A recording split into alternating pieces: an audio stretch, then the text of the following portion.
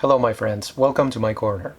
There's a question that we readers consider at different moments of our reading journey, maybe a question that people ask us also, which is this one. Why? As in, why pick up a book? Why read? You know what I mean? A very simple question that yields innumerable answers, both simple and complex, right? And also a very general question. I think when it comes to this question of why do we read, there's no single answer that will cover all possibilities. As you know, there are so many different types of books, different types of authors, different types of genres, right? That the question will necessarily have to address, okay, the purposes of those books, authors, genres, and so forth. Here's what happened. I have just finished reading The Cat Who Saved Books by Sosuke Natsukawa. I read it in Spanish, as you can see in this book right here. So the title is El gato que amaba los libros, so that would be the cat who loved books. And what I wanted to do in this video is to address a central idea of this novel. Maybe we could even call it the thesis. I wanted to explore this connection between reading and empathy. Hence this video that you are so kindly watching. So let's see what we have when it comes to this topic, right? Reading and empathy.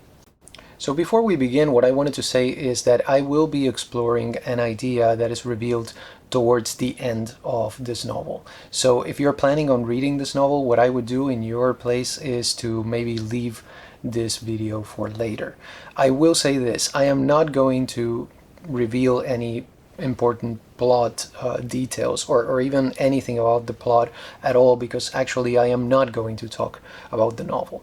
But if you're one of those readers who like to experience a book without knowing absolutely anything about it in a pure way every now and then, and this book happens to be one of them, if it's in your list, as I said before, you may want to leave this video for later. So let's look at the central idea of the novel, The Cat Who Saved Books. That is this, that books allow us to exercise or to feel empathy, right? They are an opportunity for us to develop that ability. Books really describe a wide range of feelings, of thoughts, emotions, experiences, right? And you encounter in different novels, particularly in fiction, different types of characters. So by meeting these characters and by looking at them and exploring them, you can actually get to understand and even to know these characters. So basically the main idea that we have here is that through books, particularly through fiction and the kind of book that involves characters, we realize that we are not alone. Okay, so those are some of the main ideas, all of them tied to this concept that one of the reasons why we should read is in order to develop that ability to feel and to experience empathy. Now here's an argument that I like to explore with my students. One question that I ask them is playing video games a waste of time? Okay, most of my students, I gather, play video games, so this is an issue that really concerns them and that they can relate to, so it really allows for some great discussion and some great evaluation of arguments. And sometimes an answer that I get is this one: well, if playing video games is a waste of time, then so is reading novels.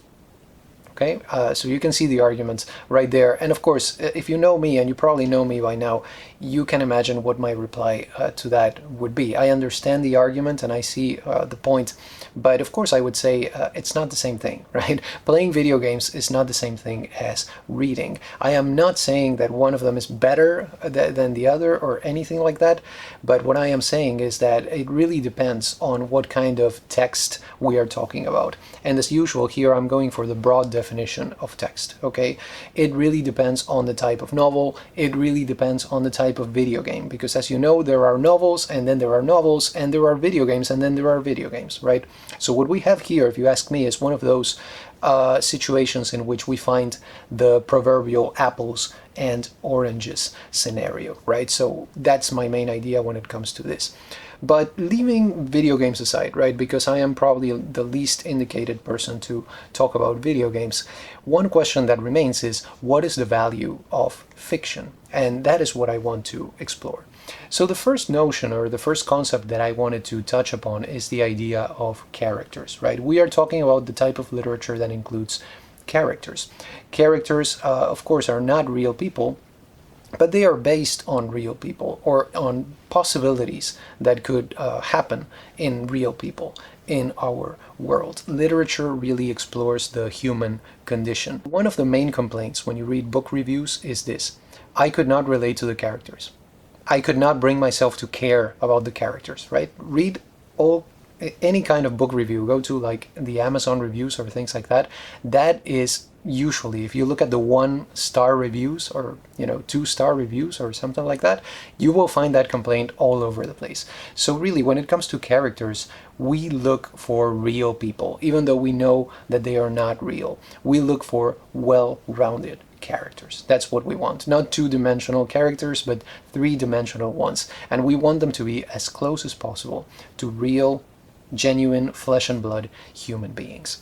I remember something that Cocteau said, Jean Cocteau, right? I think he was referring to himself. He said, I am a lie that tells the truth. And I want to apply that to literature. You can also apply it to cinema, right?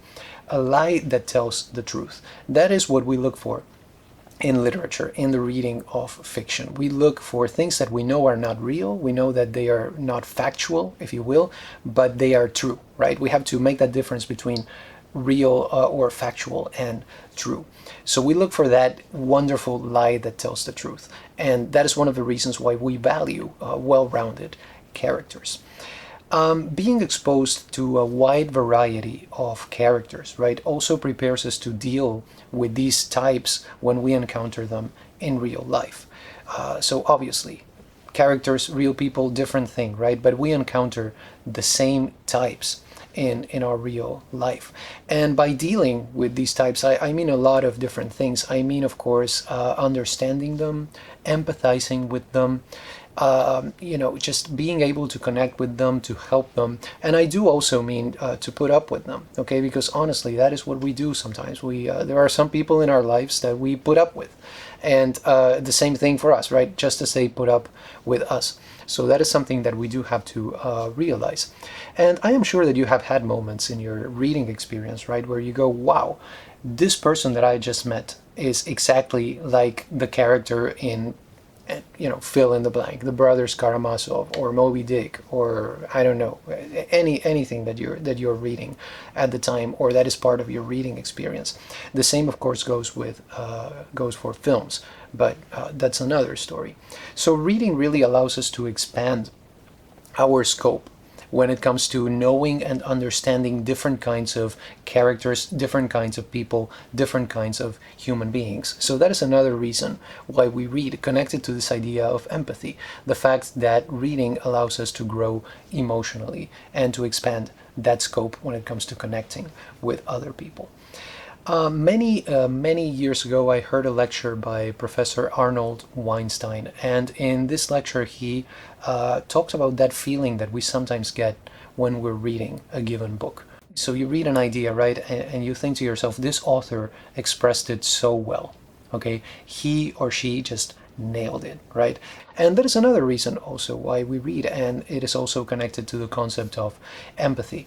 You know that feeling, right? When you hear somebody express exactly what you're feeling. So that's what I'm talking about. And as this novel puts it, right, the cat who loved books or who saved books, depending on the translation that you're reading, really we are not alone, okay? And that is also another key concept that I liked about the novel, that no matter how lonely you feel, right, no matter how strange you think that your feelings or your thoughts are, you're always going to find a character that expresses those feelings and those thoughts. So there's always going to be a character who has been there too.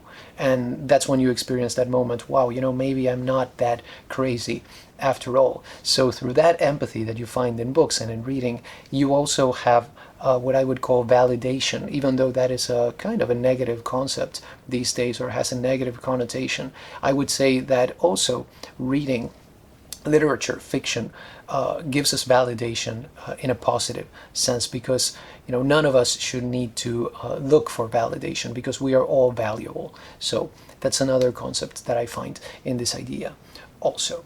And one last idea that I wanted to sort of touch upon is the concept of connecting with other people. okay, which I think is something very important to me, at least. This is one of the main reasons why I read. I look for connection, right?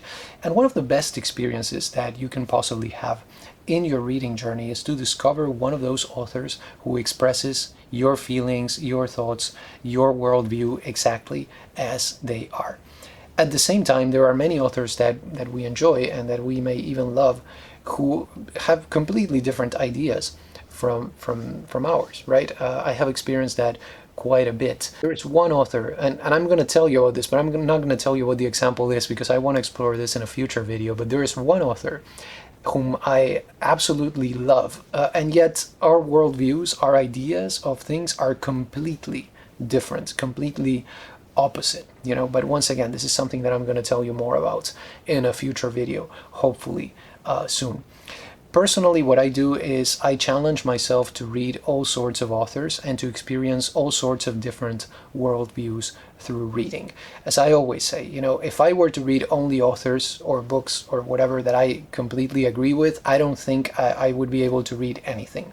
I cannot think of a single author with whom I agree 100% on everything. So you know what I mean. That is one of the reasons why I look for that amplifying experience. That's what I want to call it.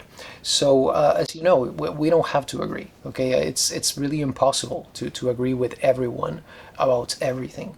So I believe that experiencing different ideas actually enriches us, right? It enriches our understanding of the world, and sometimes that can even help you to affirm or to define more clearly your own thoughts and your own beliefs by experiencing other types of approaches to the human condition. So that's another great value in reading.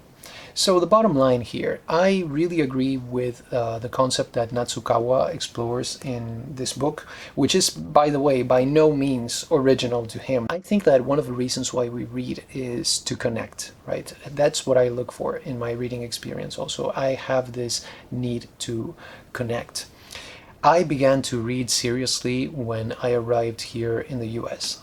I was a reader before, but this is one way that I put it. I began to read seriously when I got here.